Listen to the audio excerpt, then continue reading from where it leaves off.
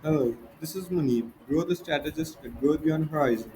At Growth Beyond Horizon, we have worked with over 4,000 clients with an exceptional 93% repeat buyer ratio. So today I'm going to show you guys the difference between gated and ungated product and how to add a FBA product.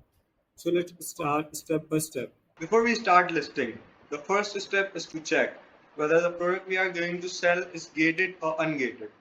Now let me quickly show you what that means.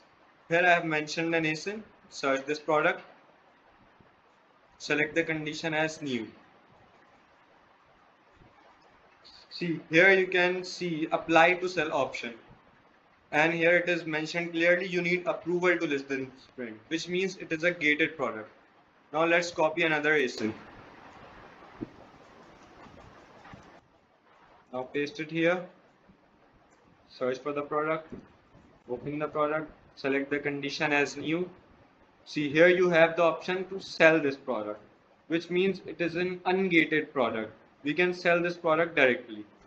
Now let me show you how to list it from start. Let's go to the Seller Central first page. This is the window you will see when you first open your Seller Central. Then click on this, go to inventory, click on manage all inventory.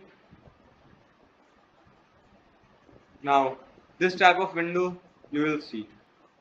Then slide, click on add a product. This will open a new window. Here you will mention the ASIN or it's just simply the name. Search for the product. Select the condition as new. Click on sell this product. This opens a new window. Here you have to mention the SKU of the product. As we are going FBA, we will select this option, fulfillment by Amazon.